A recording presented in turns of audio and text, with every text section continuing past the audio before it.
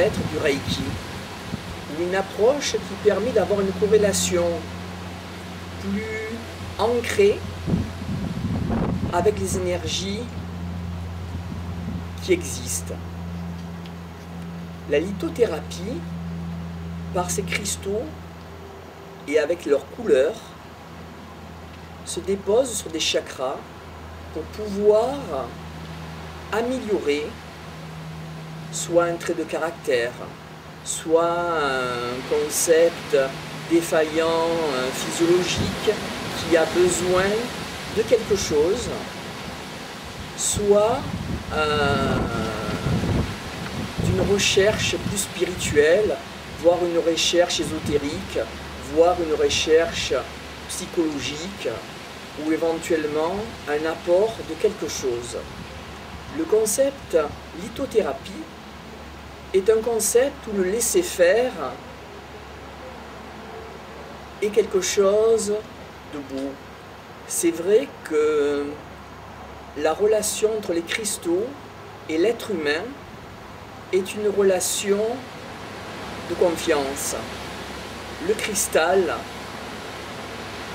en mot MOT, est un concept heureux, un concept du don, un concept du gratuit, un concept de la beauté.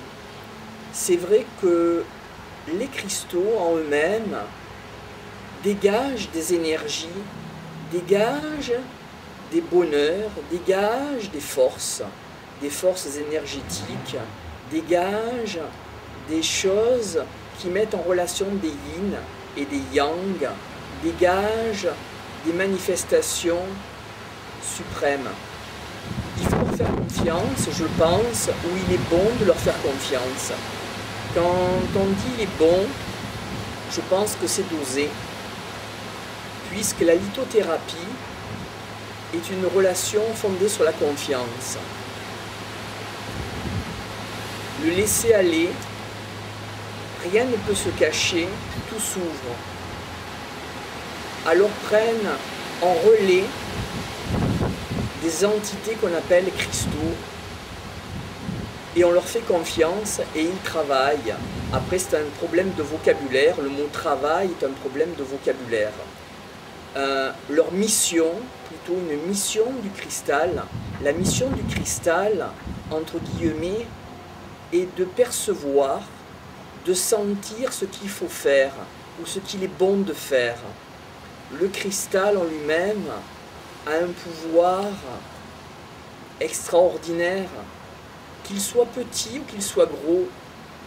Il est issu d'une même matrice, la mère Terre, et en ce sens, il a peut-être la même énergétisation, le même impact énergétique, qu'il soit petit ou qu'il soit gros.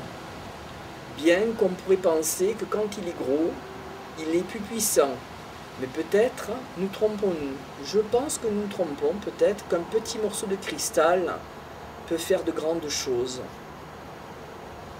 Imaginons la Terre, un grain de sable dans l'univers, dans l'infini. Pouvez-vous l'imaginer? Pouvez-vous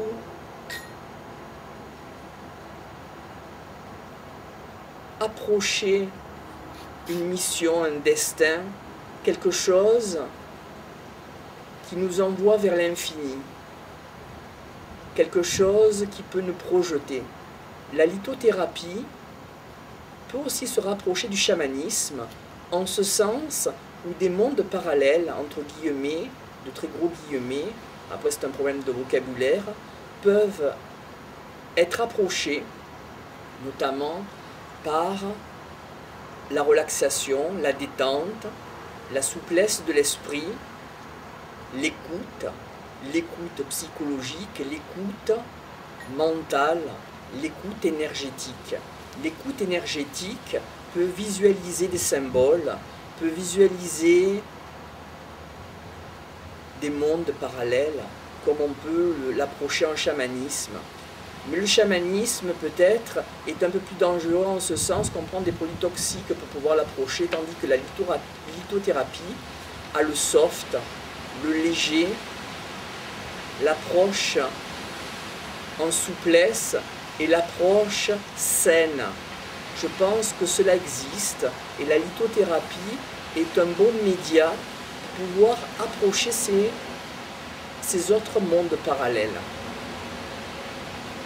Un exemple, les cristals Ice qu'on met sur les paupières, entre autres d'une séance lithothérapique, peuvent mettre dans un état de détente le mental et on peut approcher et entrevoir.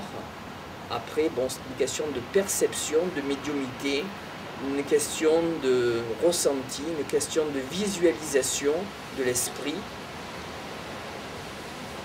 Autre chose, sur soi, sur autrui, sur les animaux, sur les minéraux, sur les végétaux, un concept facile et où le retour est important. Il est important de retourner. Un concept laps de temps délimité est important. Connaître ses limites.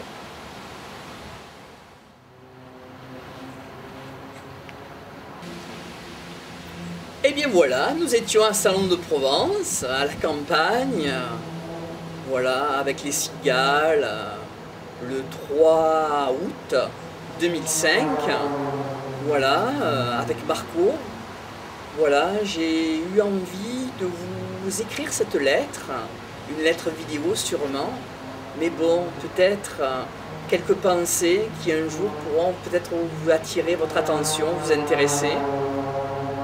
Voilà, c'est simple, c'est un moment convivial, c'est un moment simple, un moment sympathique, une réflexion peut-être que moi-même, j'ai eu peut-être plus de plaisir peut-être que vous à écouter un jour, à mettre en place, à créer, à faire que l'improvisation devienne incarnation et devienne pensée et devienne structure de pensée pour ma personne. Et peut-être pour vous.